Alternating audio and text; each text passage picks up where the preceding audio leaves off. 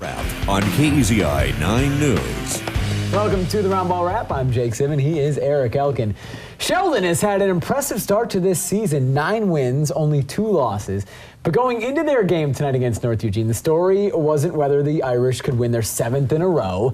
It was about the debut, a season debut, of a brand new Highlander. Former Sheldon star Yadie Dunmore played his first game in a North Eugene uniform tonight after transferring from Sheldon last fall while recovering from a broken foot. North Eugene at Sheldon, it was our game of the night on Live Well Western Oregon. There's Dunmore making his North Eugene debut against his former school. Dunmore coming off the bench, providing a spark. Knocks down the 3 to cut the deficit to 6, but his counterpart answers. Nick NESTELL, the starting point guard for Sheldon. That put the Irish up 28-15 in the second. Later in the quarter, NESTELL just getting started, hits the speed burst, nice touch on the runner. Sheldon led by 23 at halftime. Dunmore got going in the third, wide open from the wing. He is not going to miss that. Yadie finished with 14 points in the night, not bad for a guy coming off a broken foot. Later in the third, North Eugene forces the loose ball, but Jordan Alexander comes up with it, and the lob to NESTELL. NESTELL finished with 24 tonight. Sheldon up big, 64-39. The Highlanders turned the ball over a ton in this one. Irish getting out in transition. Dimitri Williams, the sophomore, finishes somehow and won. Irish wins 76-53 despite missing 6 players, 5 of whom were suspended tonight. It's huge. It makes everyone's had to move up. 7th and 8th, 9th men are now 5th and 6th men. We started a JV kid, a kid who was playing JV last week. He started on tonight for us. So everyone's had to step up, and when we get everyone back, it just makes us that much stronger. It was really good. Yeah, we're missing a lot of our 5 core players, and got to overcome that. And especially the young guys stepping up and playing. It's been really big for us in his first couple games. We're just getting used to them playing with us for a little bit and getting a feel, and it was a really good win for us. Churchill looking for its 5th straight win, hosting Jesuit. Lancers up just before the half. Malik Morgan inbound to Brendan Nesbitt. Nesbitt hits the quick jumper to extend Churchill's lead. Moments later, David Shedrick beasting down low, gets his own rebound and the putback. 27-22, Churchill on top. 10 seconds before the half, Morgan drives, gets his rebound, gets the ball in just as time expires. Lancers led by 7 at the break. Third quarter, Morgan taking it coast to coast, finishes with a beautiful move for the score. Then the next possession, Morgan will find Shedrick this time wide open underneath, gets the bucket and the foul. Churchill rolls Jesuit 58-39. Huge rivalry game tonight. Thurston taking on Springfield. An awesome game. Late in the fourth, Thurston up 1. Luke Wilson, remember this name, drives to the hoop, puts Springfield up by 1. He's a freshman. Less than a minute later, Brendan Quinn behind the arc. Thurston retakes the lead 53-49. Less than 3 minutes to go. Game now tied at 51. It's Quinn in the lane. Colts up by 2, 53-51. Thurston now up by 6. Less than 90 seconds to go. Nick Assam, cold as ice from 3. Another freshman. Miller's down just 3.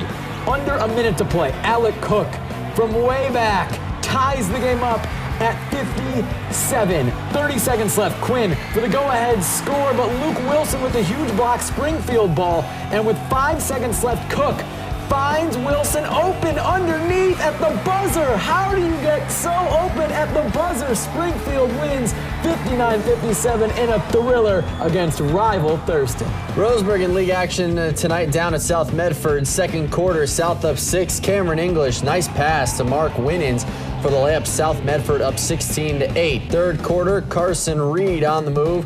Tough shot, good, and the foul. Indians trailed 30-23 after 3. Early fourth, Roseburg continuing to cut into the lead. Tanner Baumgartner down in the post. It's a 4-point game now.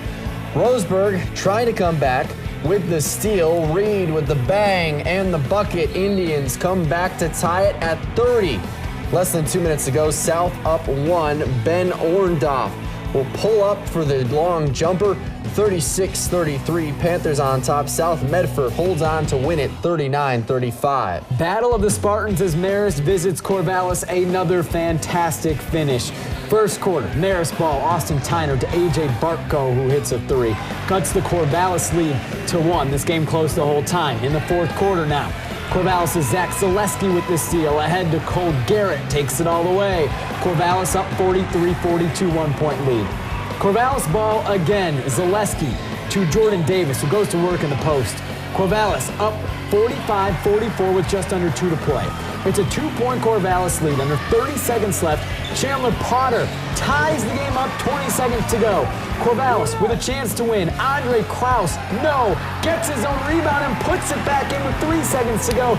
The game winner, Andre Kraus, the younger brother of KEZI 9 News reporter Rhoda Kraus. Rhoda, the one shooting this game for us, she was going crazy behind that camera, no doubt. Corvallis wins 48-46. That's awesome. 8-win Marist hosting Churchill in a league showdown. Marist on the break. Cassie McCabe stops and pops from 15. Marist is up 19-18. Churchill inbounding. Carly Betchin to Khadijah Smith. Easy bucket, 25-23. Marist, next possession. Another inbounds. Betchin to Laura Hagen, who hits the 3, puts Churchill up 26-25. A bit later, Megan Anderson gets the steal. Will take it all the way for the lay-in, 30-26. Marist on top. Still in the third, Megan Anderson misses the 3. Churchill gets the rebound and quickly ahead. Lay it in. Churchill pulls to within 2. It was tight all game. Cassie McCabe hits the 3 to put Marist up 2. The Spartans go on to win 55-51. Other girls' scores, Willamette improves to 8-1 with a 53-31 win at South Eugene. Roseburg falls at home against South Medford 64-47. Corvallis comes up just short at South Salem, losing by 4, and South Albany loses by 16 at home to Lake Oswego. That was a wrap of the big schools. Coming up after the break, we check out some of the smaller schools in action tonight. Going to be tough to top those finishes in 6A and 5A. More Roundball Wrap right around the corner. Now, Roundball Wrap on KEZI 9 News. Santiam Christian Eagles, and you're watching Roundball Wrap on KEZI 9 News. Well, welcome back to Roundball Wrap. We'll move to 4A now, where after losing its first 2 games of the season, Philomath has been on a tear, winning 7 in a row. The Warriors would have to get through a tough Elmira team tonight to make it 8 straight. The Falcons trying to avoid their 4th straight loss, though, playing up in Philomath. First quarter, Philomath on offense. Joseph Noble, wide open jumper. He called bank, though. Warriors on the board first. Philomath looking for more, but Elmira's Griffin Meyer comes up with the steal up ahead to Devin Curtis. Finishes on the other end, ties the game up. More good passing from Elmira. Taj Wilson, the dime to Garrett Bryan. Warriors still up 1. Back on the other end, Elmira loses Brody Marchand in the corner.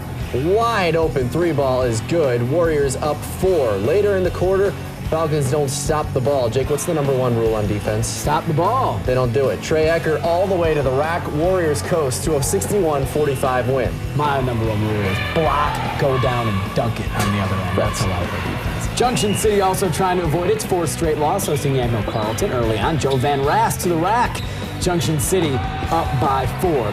Still in the first, great ball movement from JC. Inside and out. Will Galt open at a foot on the line. That's a real long 2.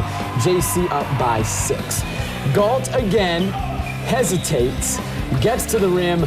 Reverse, a 7-point lead for Junction City. The Tigers really turned it out off the inbounds. Van Rast to Galt. The lead up to 12. And again, look at this ball movement. Around the arc it goes. Open corner 3 for Nick Gibson. Ball didn't touch the floor. That is beautiful.